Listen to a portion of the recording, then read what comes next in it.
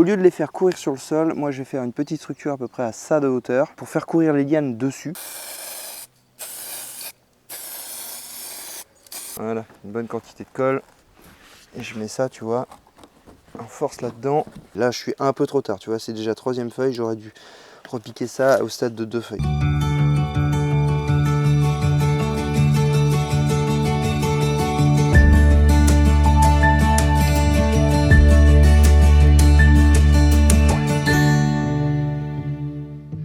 Salut l'ami, comment vas-tu? Allez, bienvenue dans ce vlog hebdomadaire.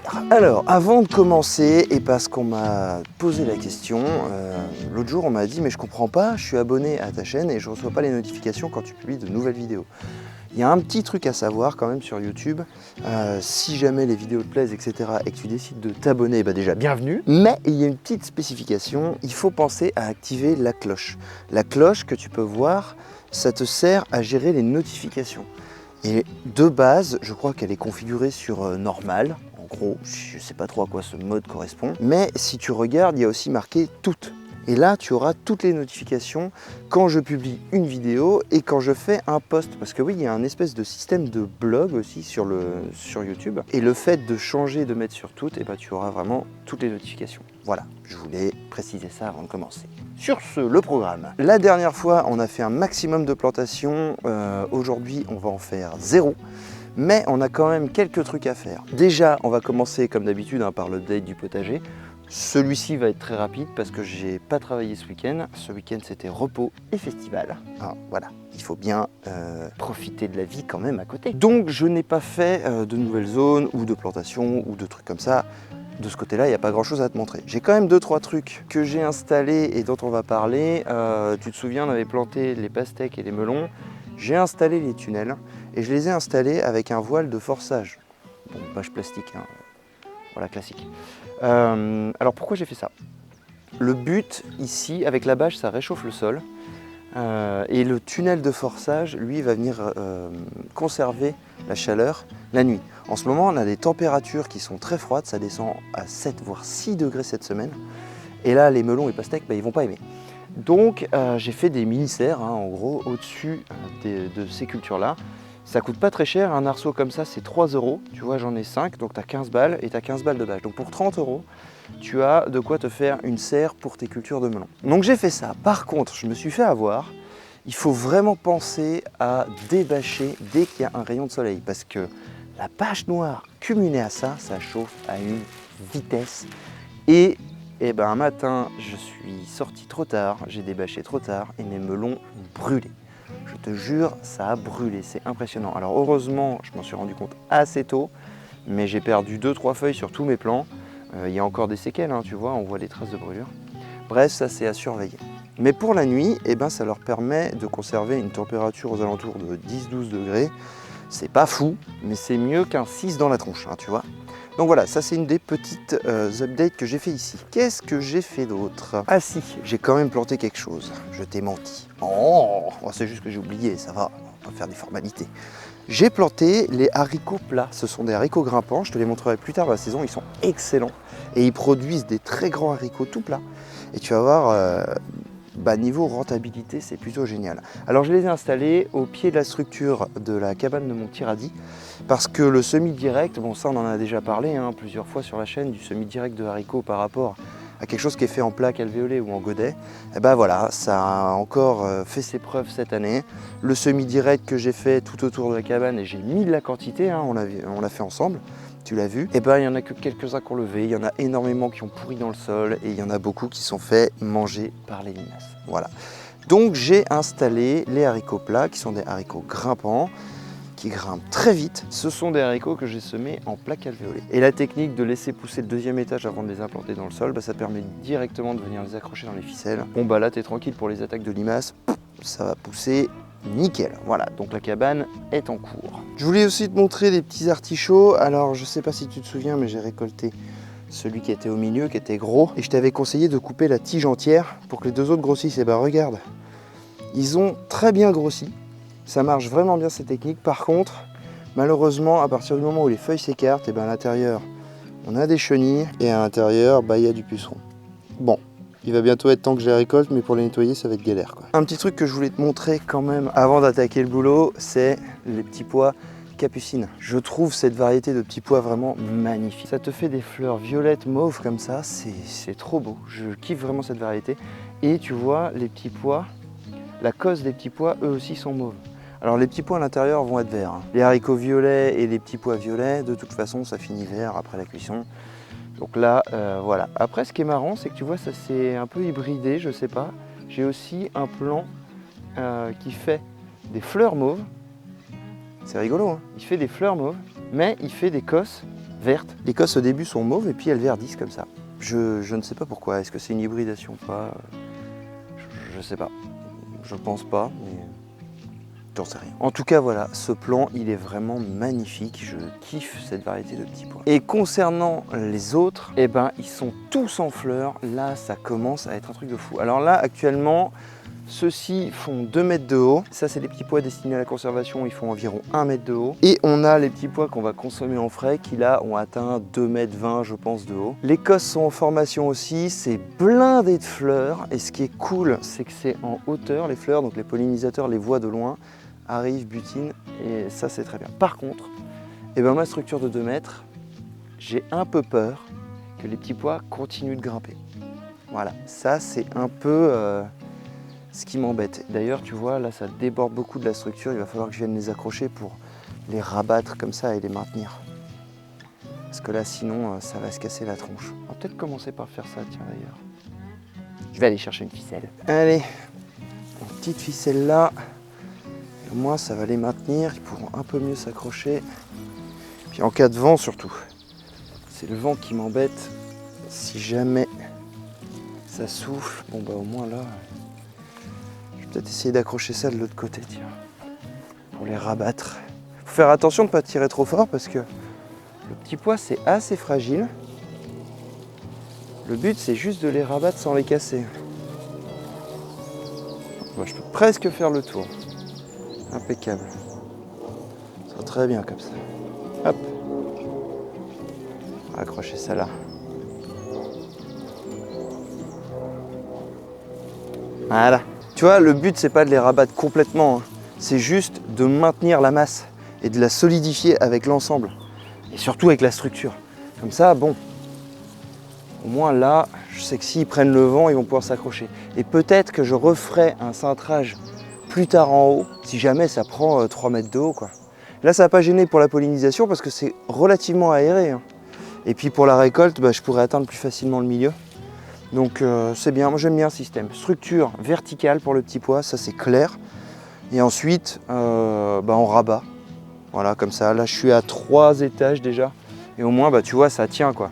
Ça te fait un gros truc, mais ça tient. Alors ça fait une masse avec une bonne prise au vent quand même. Il faut les abriter. Moi tu sais, ici ils sont abrités derrière les serres. S'ils étaient en plein vent d'ouest, là, je garantis pas que ça tienne. Ça c'est important. La culture grimpante, comme le petit pois, culture très fragile, très sensible au vent. Et qui est énorme et qui fait une grosse masse végétale. Donc là, il faut vraiment protéger ça du vent. Bon, ceci étant fait, le programme de ce matin, il va être très simple. J'ai une chose primordiale à faire, c'est m'occuper du système de récupération d'eau sur l'autre moitié de la serre. Parce que tu sais, j'ai déjà installé un côté. Quand je vois le débit que ça a, je ne peux pas me permettre de laisser ça sans rien. Surtout que j'ai la cuve, les tuyaux, j'ai tout le matériel. Donc là, il faut impérativement que je vienne installer ça aujourd'hui parce que la semaine prochaine, il pleut. Et la vitesse à laquelle l'eau, ça se consomme quand tu as un potager de cette taille-là, c'est astronomique. Pour te donner un exemple, ici, il y a environ 90 pieds de tomates. Je les arrose une fois par semaine avec 10 litres d'eau. Ça fait 900 litres d'eau par semaine juste pour les tomates. En cas de sécheresse, bien sûr, hein. Par contre, sous la serre, j'en ai 70. Là, c'est clair et net, peu importe le temps qu'il fait, c'est 700 litres d'eau par semaine. Donc 700 litres d'eau, avec une cuve comme ça, on fait 1 semaine et demie, pour te donner un peu un ordre d'idée. Voilà, c'est pour ça que quand on me pose la question « Combien d'eau tu comptes stocker sur ton terrain pour être autonome ?» Bah moi, je vise les 15 000 litres minimum. Je pense même qu'honnêtement, je pousserai jusqu'à 20 000. Je vais sûrement mettre 2 grosses cuves béton de 5 000 au niveau de la maison, pour avoir de l'eau pour gérer la maison. Et dans le potager, bah, là j'ai 3 000. Là j'ai 3800 et des bananes et je pense qu'il va me falloir minimum 10 000 aussi, hein, pour pouvoir gérer un mois de sécheresse, c'est ce qu'il va falloir. Hein. Je pense qu'on va partir sur 20 000. Bref, voilà, donc il y a ça à faire. On va installer les gouttières et bomber la cuve en noir. Il faut aussi d'ailleurs que je bouge le tas de foin parce que ça, c'est le foin que j'ai fait ici. Quand j'ai préparé la petite zone de jeu là pour mon petit loulou et puis que j'ai fauché tout là-haut, j'ai récolté le foin. Ça va servir pour les poules, donc il est bien sec, il est bien fin, donc ça c'est cool. Et, il faut absolument que je le protège, je vais le stocker. Donc je vais le stocker vite fait là-bas, je vais le bâcher et puis voilà. Et on a un autre truc à faire, il faut que je vienne rempoter les petites courgettes qui sont ici. Parce que tu vois, ça a bien poussé, il y en a 2 par pot à certains endroits, donc il faut voilà, que je dispatche ça et que je vienne aussi m'occuper du basilic sacré. Ça, c'est un basilic qui est vraiment excellent pour les tisanes.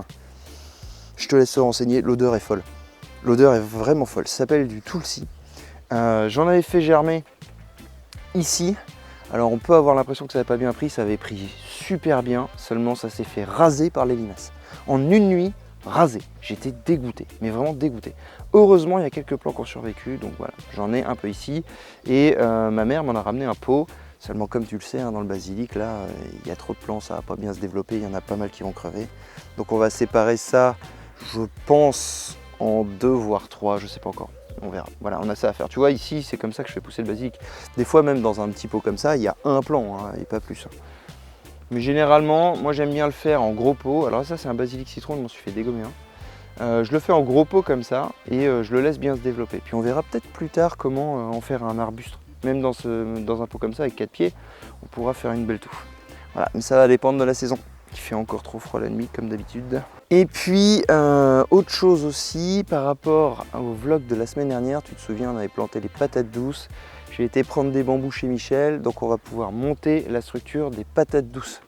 Et ça va être intéressant parce que c'est une méthode de culture que je teste cette année qui permet, comme on l'avait vite fait aborder la semaine dernière, de cultiver des patates douces, pas forcément une tous les mètres carrés. Voilà, moi je les ai plantées relativement serrées, et ben on ira voir ça tout à l'heure. Voilà, programme de la journée, pas trop chargé, mais ça va prendre quand même un peu de temps. On va aller ranger le foin et puis on va s'occuper de mettre en place la cuve. Bon, allez, rangeons ça déjà, ça fera un peu plus d'espace. Je suis content parce que j'en ai produit une bonne quantité là. Ça c'est cool. Par contre, effectivement, inconvénient, c'est que je peux pas le presser. Je peux pas le mettre en botte. Donc ça va prendre un peu de place. C'est pour ça que je fais un tas. Bon, on va le stocker le mieux qu'on peut. On sera déjà ça de fait. Hop là. On va mettre ça à côté du cabanon. Il y a les bolos, histoire de ne pas tout faire tomber quand même, ce serait cool. Bon, les allées sont un peu étroites. Hein. En même temps, je voulais pas perdre de place. Comme quoi, c'est important de calculer la pousse des végétaux. Pour pas être emmerdé par la suite. Allez, pour le tas à côté de la cuve, ça sera très bien. Hop là. Voilà. Bon, alors pour stocker ce foin, l'idéal, on va pousser ça. L'idéal, c'est quand même qu'il soit pas en contact avec le sol. Alors on va faire un truc tout bête. Vu que j'en ai pas plus des quantités énormes. Ça, c'est du foin qui va servir essentiellement pour les poules parce qu'il est fin. J'ai du vieux foin pour mes zones. Et puis souvent, on peut acheter du foin grossier sur le Bon Coin. Donc j'aurais pas de mal à trouver du foin pour mes parcelles. Par contre, du foin fin comme ça, pour les petites fesses de mes poules, tu vois, c'est plutôt bien. On pense à leur confort quand même. Alors, bref. On va mettre la petite palette comme ça. Tac. Voilà. Là, je pense que ce sera suffisamment grand. Je vais faire une touffe. Ouais, ce sera bien. Une petite bâche. Bon, enfin, c'est pas vraiment une petite bâche, c'est une grande bâche. Ça va pas être très pratique à mettre, mais bon. C'est ce qui me servait à protéger ma caravane le temps des travaux. Ouais, c'est vrai qu'elles sont vraiment grandes celles-là. Je sais pas trop comment je vais réussir à la mettre. On va pas s'embatter, on va faire ça comme ça. Oh, ouais, elle est vachement large aussi. Hein. Attends, je vais tenter un truc. Désolé pour le bruit.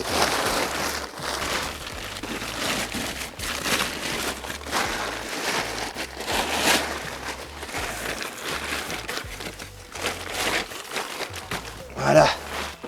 Tu viendras rabattre. Je pense que ça devrait le faire, non? Il y a un petit côté gratifiant quand même à faire ça soi-même. Même si ça prend du temps, c'est pas optimisé. Je stocke le foin que j'ai produit. Je l'ai toujours acheté, quoi. Ça paraît complètement anodin, mais c'est tellement gratifiant. Bon, celui-là, il est pas très sec, donc on va le mettre sur le dessus. Parce qu'attention, il faut que le foin ce soit bien sec. Faut pas trop d'humidité dedans pour le stocker. Sinon, ça chauffe et ça fermente très vite. Mais ça peut surtout prendre feu.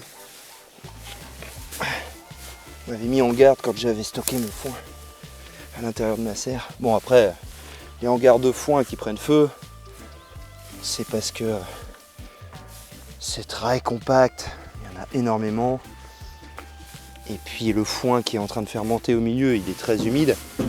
Il est entouré de foin sec. C'est pour ça que ça prend feu. Là, il y avait quand même un peu de chance que ça prenne feu. Mais mine de rien, il faut quand même faire attention à ça. Donc le foin sec, on va le mettre là. Voilà. Et puis après, je viendrai bâcher tout ça. Impeccable. Je vais juste attendre qu'il sèche. Ouais, parce que là, tu vois, c'est humide. Je vais le laisser sécher au soleil, là. Même si ici, c'est plutôt à l'ombre, mais il y a quand même une heure et demie de soleil là, donc ça va le sécher. Puis avec le vent et tout, c'est assez sec.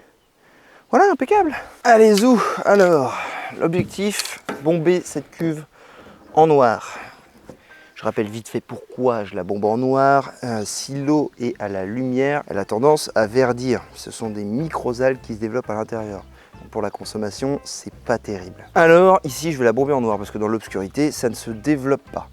Par contre, il y a un gros point négatif à ça et il faut faire attention. Si ta cuve est en plein soleil et qu'elle est noire, l'eau va monter très vite en température. Il faut surtout pas arroser les plants avec de l'eau chaude.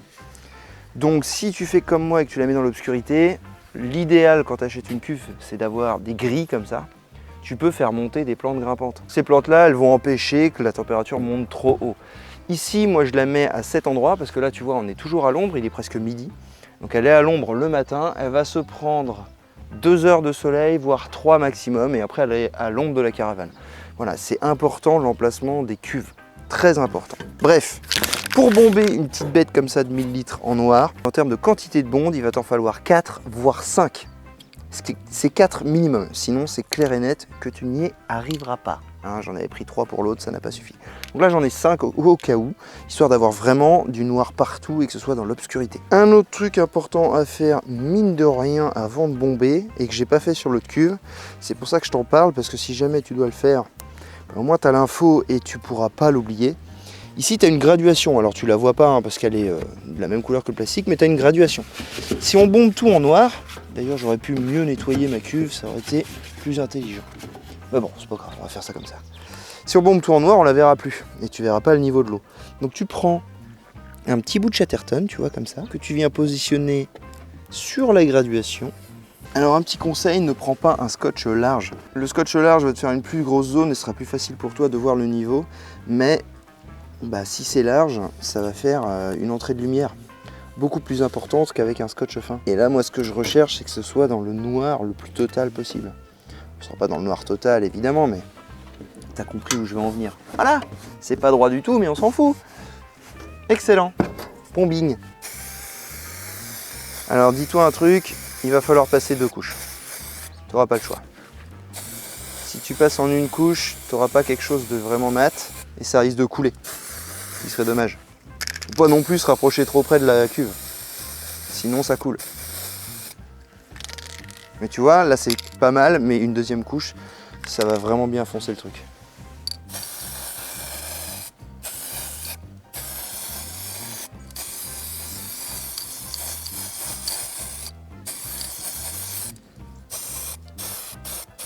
Ce qui est chiant, c'est de faire un peu derrière les barres. Il faut vraiment que ce soit le plus opaque possible.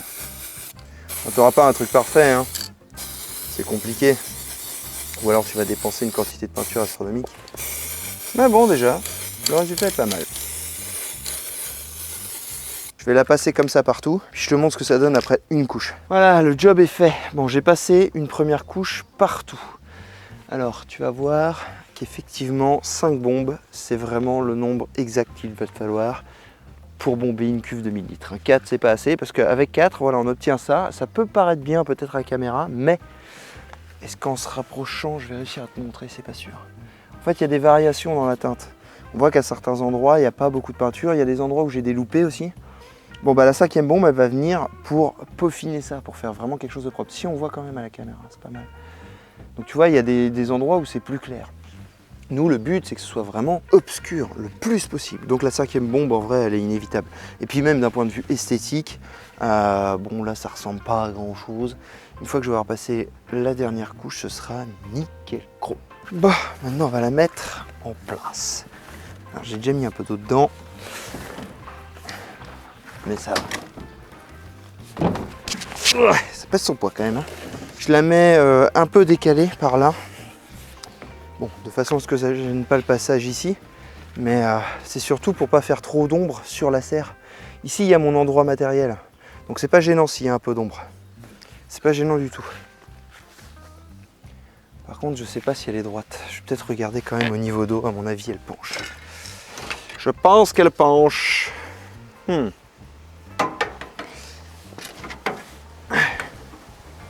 Ah bah pas tant que ça, Pas tant que ça, sachant que les barres sont pas forcément droites. Peut-être un petit peu par là.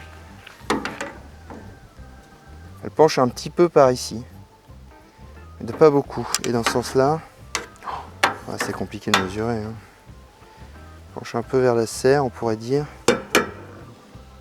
Un peu beaucoup ici. Ouais, comment tu veux savoir?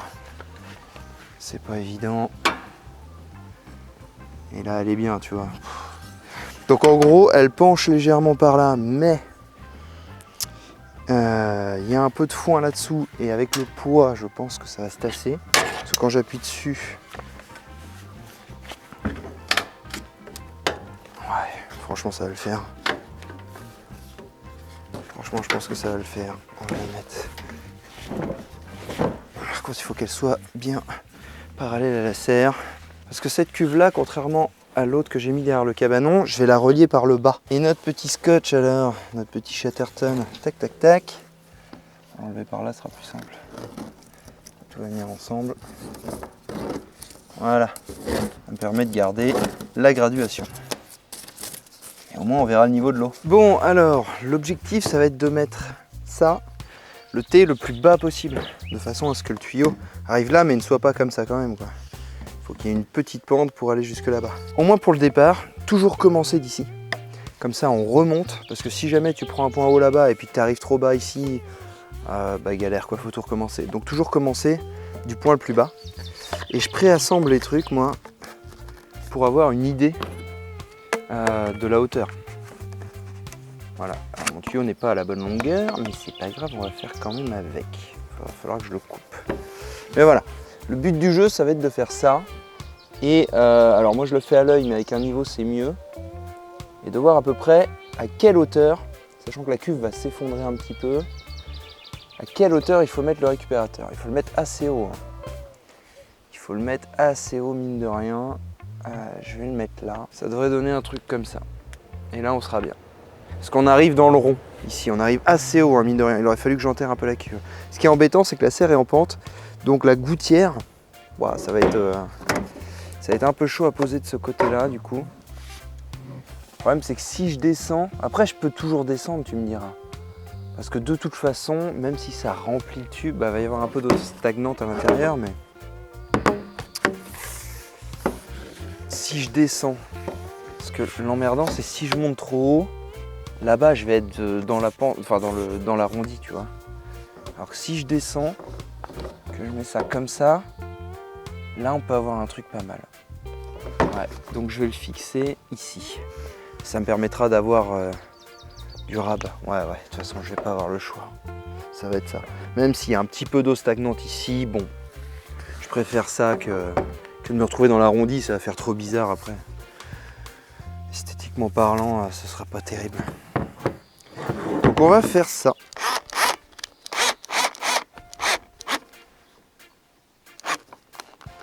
Voilà, impeccable. Et là on a le départ de notre gouttière. Comme ça, je vais venir enquiller ça après. Tac, tac. On va le mettre à la fin. Ouais, il y a une pente, hein. C'est nickel. Hein. C'est nickel. Je vais poser toute la gouttière et je te reprends après pour la fin. De toute façon, si ça t'intéresse de voir comment je fais la récup, poser la gouttière et puis mettre le scotch, parce que oui, je mets un scotch après, pour récupérer l'eau sur la bâche. Si ça t'intéresse tout ça, il y a une vidéo dédiée sur la chaîne. Tiens, je te mets un lien en haut. Au pire, je te mets un lien dans la description. C'est comment récupérer l'eau de pluie sur la serre. Voilà. Si tu es un abonné assidu, tu as déjà vu ça. Sinon, va check la vidéo, il y a tout détaillé là-bas. Je vais le faire et puis comme ça permet d'avancer un petit peu plus vite. Bon, ça y est, j'ai installé la petite gouttière. Voilà. Oh, ça fait pas trop bizarre à la caméra. Mais je te jure qu'en vrai, ça fait bizarre. Alors, tu vois l'importance de commencer par le point bas. C'est que regarde où je suis arrivé au bout. Pour avoir une pente. Et ouais, parce que la serre n'est pas à l'horizontale. Elle est en pente, elle suit le terrain. Ce qui fait que... Bah, regarde comment ça monte, ça monte, ça monte. Et ça arrive ici. Carrément dans l'arrondi. T'as vu ça? Alors de là... Attends, je te mets un petit point de vue. Tu vois, on voit que c'est bien droit et que ça va jusqu'à la cuve, nickel. Mais alors attends. Parce que... Quand on s'éloigne, on regarde la gueule du truc. Oh la vache. Ça fait bizarre, hein. Ouais, ça fait bizarre. La gouttière, elle monte, on a l'impression qu'elle monte vers les cieux, alors qu'en fait, non, c'est le terrain qui descend. Et on se rend bien compte de la pente de la serre, là, au final. Alors, tu vois, de l'autre côté, la gouttière, bah, pas de souci. Elle est horizontale par rapport à la serre, parce que y a juste à suivre la pente. Et puis, c'est nickel. Et encore, je crois qu'elle est un peu remontée pour que vraiment, tu vois, le débit, ça aille bien. Mais là, si je voulais que l'eau s'écoule correctement, j'étais obligé de faire comme ça. Si je la mettais à l'horizontale, c'est clair que ça aurait bouché ici, il y aurait eu de l'eau stagnante sur au moins la moitié, je pense. Donc non, hein, là, j'ai pas privilégié l'esthétique, j'ai privilégié l'efficace. Parce que quand il pleut ici, je peux te dire qu'il y a du débit. Hein. Donc là, ça va être très bien, ça va descendre tranquillement. On va remplir 1-2 cuves. Donc on aura 2000 litres ici, 1000 litres de l'autre côté, 3000 litres pour la serre. C'est pas énorme, mais c'est déjà pas mal. 3000 litres pour la serre. Sachant que les trop-pleins, bah, je vais voir, parce que comme je te disais, vu que je vais joindre les deux cuves par le bas, le trop-plein, je vais le faire dans la même cuve. C'est pour ça que je veux le faire par le bas. Parce que sinon, si je le fais par le haut, je suis obligé de le faire à la suite, tu vois, en série. Alors que là, je vais pouvoir mettre ça en parallèle. Donc on va mettre les trop-pleins derrière. Si j'ai besoin d'en stocker, je peux toujours, dans le pire des cas, rajouter une autre cuve. Ou mettre une 500, tu vois, histoire de rebalancer un peu. Bon, ça c'est fait. Il me reste juste à brancher la cuve, mais avant ça, il faut que j'aille chercher un petit bout de filet anti-insectes pour faire le filtre. Voilà, puis après j'installe ça et ce sera presque terminé. Dernière étape, on va venir mettre ça ici. Bon, par contre, ici, il faut que je colle. Et le petit filet anti-insectes, il me sert de filtration. Je le mets par-dessus. Bon, je t'ai montré ça dans la vidéo sur la récup d'eau de la serre, donc je te le remontre pas. Je le plie en 4, je le mets là, puis après ça rentre en force. Très très bien. Voilà, par contre ici je colle, ça c'est impératif. Alors des fois, t'as pas besoin de coller. Quand les tuyaux se mettent vraiment bien en force, bon, il n'y a pas forcément besoin. Généralement on colle quand il y a de la pression ou quand c'est sous terre. Sauf que là, vu que c'est à la verticale, ça risque de tomber. Et pour coller, il faut légèrement gratter au papier de verre le plastique pour le rendre un peu poreux. Avant de mettre de la colle, évidemment, spécial PVC. Ça coûte pas si cher que ça et avec un pot, tu peux faire des quantités de trucs. Hop. Voilà, une bonne quantité de colle. Et je mets ça, tu vois, en force là-dedans. Ça va très bien. C'est un peu limite quand même. Il mériterait un petit bout de tuyau en plus pour plonger dedans. Bon, ça devrait quand même tenir. Hein. Je m'en fais pas. Et voilà! Ça y est! Bon, tu sais ce qui reste maintenant? Le scotch à mettre tout du long. Et là, je vais m'amuser. Déjà que c'était galère tout seul à hauteur d'homme. Là, c'est au-dessus. Je pense que je vais attendre demain pour le poser. Demain, j'ai un invité ici. Je vais lui demander un coup de main. Parce que comme ça, il pourra me caler la bâche, tu sais. Bon, si t'as pas vu la vidéo sur comment récupérer l'eau de la serre, tu vois pas de quoi je parle, mais si tu l'as vu, tu vois très bien. Parce qu'en fait, je vais mettre un gros scotch spécial ici, qui va me permettre de coller la bâche à la gouttière et comme ça l'eau va pouvoir tomber dedans. Mais le problème c'est que tout seul, je suis obligé de le faire de l'extérieur et la bâche n'est pas collée.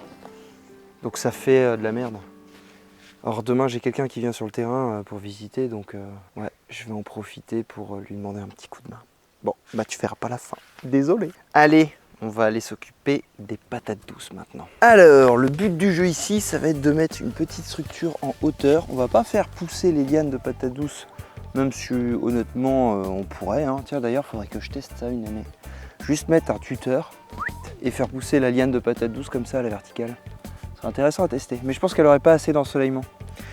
Au mieux, normalement tu sais ça court sur le sol, je pense qu'il vaut mieux les laisser un peu comme ça. Donc ouais, au lieu de les faire courir sur le sol, moi je vais faire une petite structure à peu près à ça de hauteur pour faire courir les lianes dessus, ce qui va me permettre de pailler le sol et de pouvoir aussi planter d'autres choses si j'ai envie à l'intérieur. C'est surtout que ça va faire de l'ombre sur le sol et ça va me permettre de mettre des salades, parce que les salades l'été aiment bien l'ombre. Sinon, ça monte en graines. J'ai récupéré des bambous plutôt costauds pour faire des bons piquets, tu vois. Une astuce quand tu fais des piquets comme ça, quand tu as un bout plat, tu viens couper en angle ici, ça te fait 2 pointes et tu reviens couper plat. Et t'enchaînes comme ça. Souvent les piquets on les fait par paire, mais le bambou il est mou, hein, il est pas sec. Ça c'est pas terrible par contre.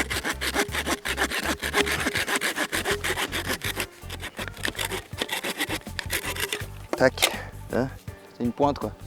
Je le fais pas très pointu, moi bon. Je pourrais faire plus en vrai. C'est pas grave, ça va le faire comme ça. Pareil quand je vais les récolter, je les coupe en pointe. Parce que si jamais j'ai des grandes tiges à faire, bon bah j'ai déjà la pointe quoi. Celui-là va être trop petit. Ah, pas loin hein. Peut-être le garder aussi. 1, 2, 3, 4, il m'en faut 2 autres qu'on va prendre dans celui-ci. Celui-là est déjà plus dur. Ah ouais, là déjà on est dans du plus dur. Hein.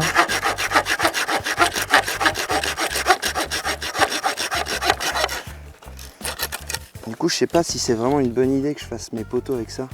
S'il est mou, hein, je peux, tu vois, je peux le plier. Ouais non, c'est pas terrible ça.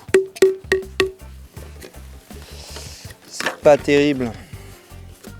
Je sais pas si ça durcit quand ça sèche. Je sais pas. Une bonne question que je me pose. Parce que ce serait dommage de faire la structure avec ça et que ça casse quoi. Bon après il y a peu de chance. Hein. C'est quand même costaud. On va tester de les enfoncer déjà, on va bien voir.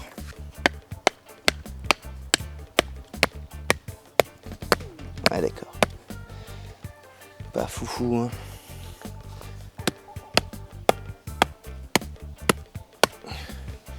Pas foufou du tout, il se fend. Bon, je vais prendre du dur. Ce sera quand même mieux.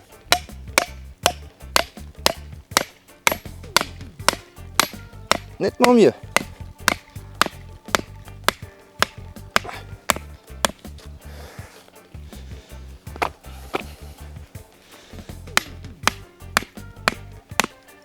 Normalement, je devrais mettre une petite cale dessus pour éviter de le fêler. Ce serait quand même mieux, mais bon. Oh, ça passe. Ça passe. Voilà.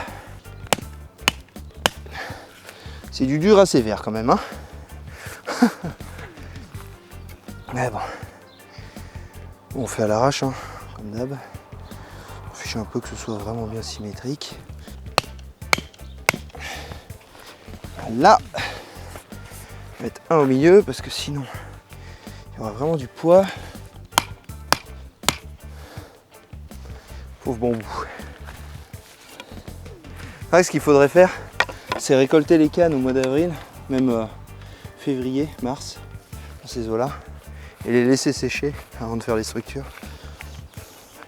Histoire qu'elles soient bien dures, quoi. Mais bon, j'ai emménagé. Un peu tard cette année, on fait avec ce qu'on a. Et c'est bien mieux que rien. Voilà, bon, bah je vais accrocher 2 grandes barres en long et faire un 4 comme ça. Je prends du fil de fer de récup, là je prends tous les petits bouts que j'ai, et même du fil électrique pour te dire. Mais bon, la récup, c'est la vie. J'en ai quand même du plus gros pour faire le cadre de base. Comme ça au moins je sais que ça tient bien quoi. On va se servir des nœuds ici, mais le problème c'est que là-bas j'en ai pas. Bon, ça devrait le faire. 6 points d'accroche, ça devrait le faire. Alors pour accrocher ça, j'aime bien d'abord venir fixer ça ici, solidement. Voilà, tac. Comme ça j'ai une idée à peu près du câble qu'il me faut pour venir accrocher le reste. On va venir mettre la barre ici. Ce sera très bien. Aïe, ça griffe. Là, le fil de fer, je vais te dire, c'est du costaud. Tu vois la technique? Pour tendre, tu vois, je noue ici, je passe en dessous. Bon là j'ai fait en croix, mais tu peux passer en dessous, au-dessus et revenir de l'autre côté. Et une fois que tu as fait 2 tours comme ça, il n'y a pas besoin de faire en croix, machin. Hein. Honnêtement, ça sert à rien pour ce style de structure, on fait pas une maison. Là, le but du jeu, ça va être de serrer. Et pour serrer, il va falloir rapprocher ça. Donc il faut que tu viennes ici. Et que tu viennes vraiment, par contre, là maintenant, tendre. Et serrer le plus possible. Et tu vois, le fait de passer par là, eh ben, ça va tendre ce câble-là. Enfin, ce bout-là. Voilà. Et là, tu peux y aller, c'est costaud. Et tu t'es pas emmerdé à faire des zigouigouis, machin, je sais pas quoi, là. Hop, juste ça, ça suffit largement. Sachant que là-dessus, on va mettre encore un autre truc. Il va y avoir des petites barres transversales, ça va être sur 3 poteaux. Alors là, tu peux y aller, ça bouge pas. Hein. Ça bouge pas et je me suis pas emmerdé à faire je sais pas quoi. Ça, c'est tout simple. Il faut juste penser à venir bien serrer ici. Il y aura besoin de moins de longueur parce qu'il est petit. Prendre ça, je pense que ça suffira. Quand même le tour du gros à faire. 1, 2. Ouais, avec ça, ça suffira.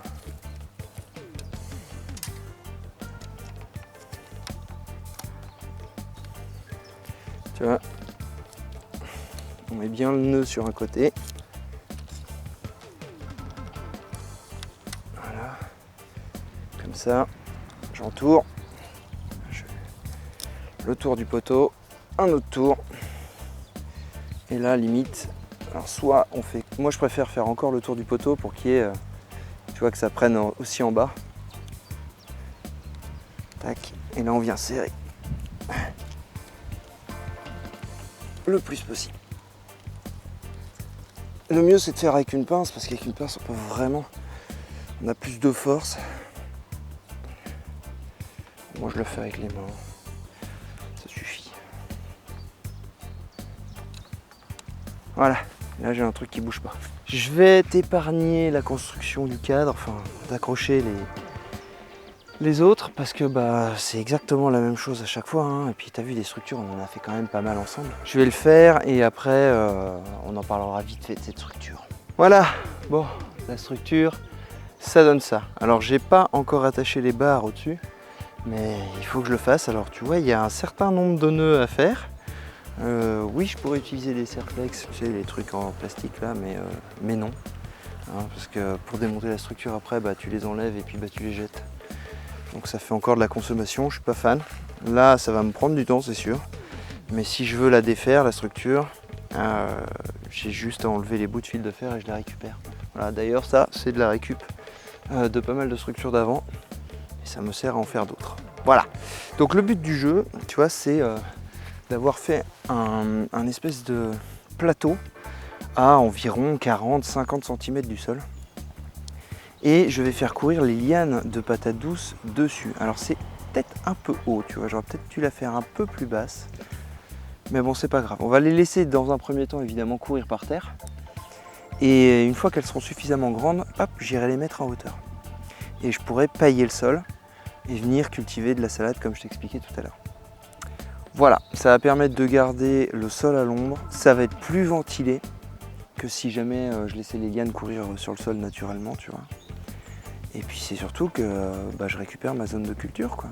Parce qu'au final, ce sont des lianes aériennes.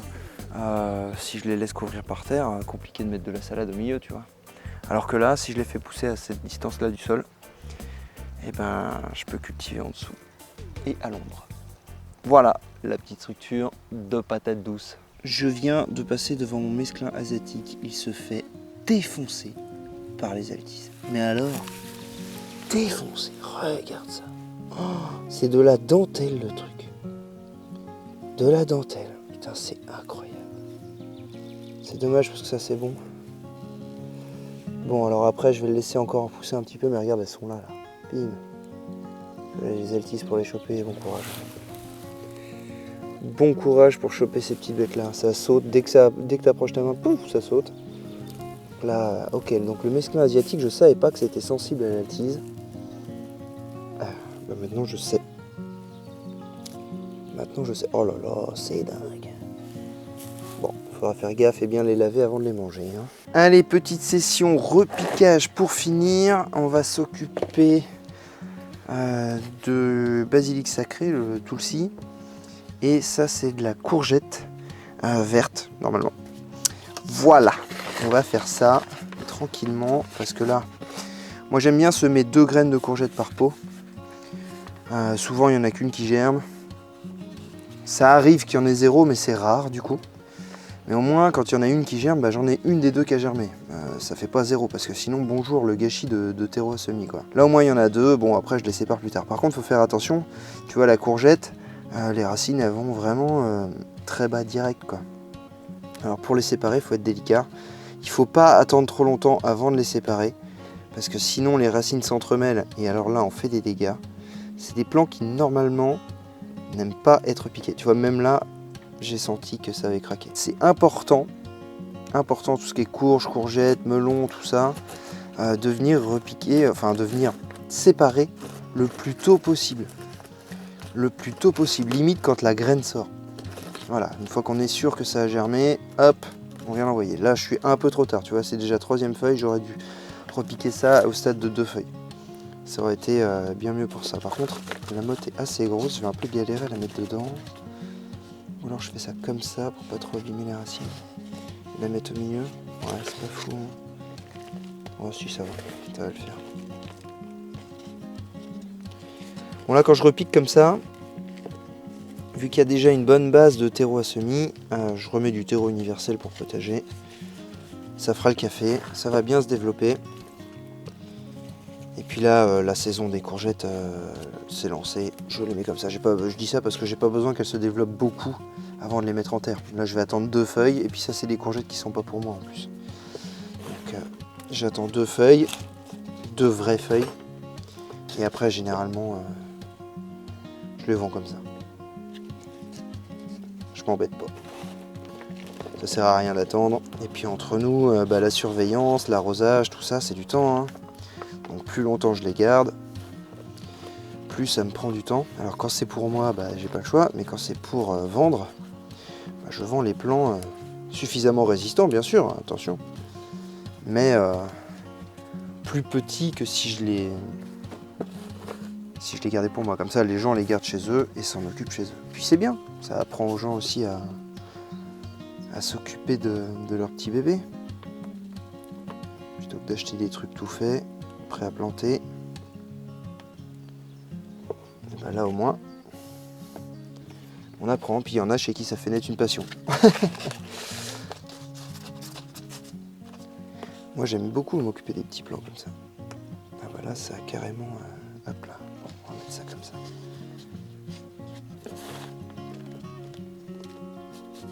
Il y en a d'autres qui aiment ne pas s'embêter aussi. Souvent les plants que je vends en début de saison, généralement des gens qui n'ont pas envie de s'embêter. Ils les achètent quasiment quand il faut les planter, quoi. Tu vois. Les tomates je fais parce que bon, les tomates c'est des petites graines, ça se sème en petites alvéoles, c'est pas compliqué. On peut faire s'éclater avec les variétés. Puis les gens aiment bien chaque année en acheter des nouvelles. Donc voilà, après les courgettes, courgettes tout de suite c'est un gros pot, plus de terreau, plus d'eau, plus de graines. Les graines c'est cher parce que tu es obligé de les acheter. Ou alors il faut faire attention à la pollinisation quand tu récoltes tes graines. Bon, c'est un calvaire. C'est pour ça que les courgettes je fais pas. Les tomates oui, mais les courgettes je fais pour les amis uniquement. Le petit basilic sacré, ça c'est ma petite beauté, quoi. Là je vais te dire, celui-là j'y tiens. Et lui on va le mettre sur le même principe que le basilic classique. Hein. C'est de la famille du basilic. Alors il est dans un terreau assez drainant, je vois qu'il y a plein de cailloux là. ok. Alors il y a deux choix, hein. Soit on le fait comme le basilic classique et tu trempes la motte dans l'eau, tu prends chaque pied et puis tu les mets dans les pots, etc. Mais bon, ça fait assez souffrir les plants quand même. Là, il n'y en a pas beaucoup. Il y a quoi? Il y a une 1, 2, 4, 5, 6, 7, une quinzaine de plants. Je vais prendre le parti pris de séparer en deux et de mettre ça dans un gros pot. Voilà, on va faire ça et on verra bien si ça prend bien ou pas. On va essayer de pas couper les plants quand même.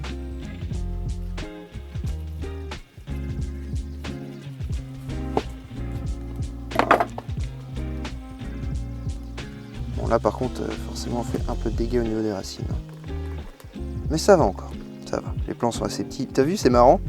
Ça a été semé dans une petite alvéole, on le voit bien là. Hein. Semé dans une petite alvéole avec du terreau sûrement, puis ensuite transporté dans des gros pots. C'est rigolo quand même de voir comme ça. Hop, lui on va l'installer ici, il sera très bien.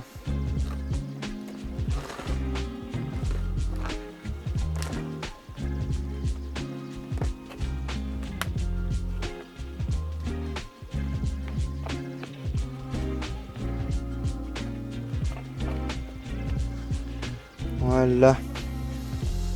Impeccable ça. Le deuxième pareil.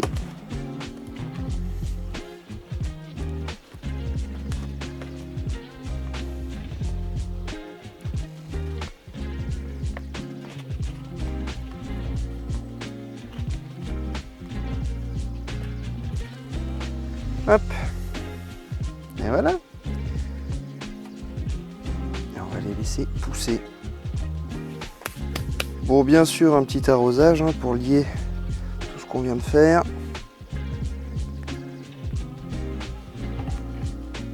Ça leur fera du bien. Par contre, je vais éviter de les mettre en plein soleil tout de suite. Je vais les laisser à la mi-ombre, pour que l'eau ne chauffe pas trop, enfin tu vois. Histoire que ça reste un peu tempéré. Et puis que ça ne s'évapore pas trop aussi, hein, forcément. Si j'arrose là, en plein milieu de la journée, en plein soleil, ça va s'évaporer très vite. Bon, et ben voilà, je vais m'arrêter ici pour aujourd'hui. Je vais m'occuper de mes petites tomates. Il faut que je les raccroche un peu mieux, que j'aille couper quelques gourmands, je vois que j'ai oublié. J'ai posé mes petits basilics avec les autres au final, c'est très bien ici. De toute façon là, c'est à moitié nuageux, ensoleillé, donc ça devrait pas trop sécher avant ce soir. Et s'il faut, je remettrai un petit coup d'eau. Voilà, les courgettes, elles sont sur l'étagère dans la serre, parce que ça pousse bien mieux à la chaleur de la serre. Il fait encore un peu frais ici. Et puis voilà, regarde un peu les betteraves là, comment ça pousse bien. C'est pas beau ça? Betterave radis, commence à avoir de la gueule un peu là. Ah oui, j'ai mis des tuteurs pour les tomates, j'ai oublié de t'en parler ça. Quand j'ai coupé les bambous là tout à l'heure, j'en ai profité pour mettre ça. Parce que tu sais, en bas c'est des courgettes, donc ça va prendre le bas. Les tomates, on va les tailler intégralement jusqu'à monter au-dessus et on fera. Et après je les couperai, je les ferai pas monter trop. C'est histoire d'avoir peut-être un peu de prod de plus, mais bon, vu le temps qu'il fait, j'y crois moyen. Enfin bref, sur ce, prends soin de toi, hein, comme d'habitude, de tes proches aussi. Et puis on se donne rendez-vous la semaine prochaine. Kiffez le jardin. Peace.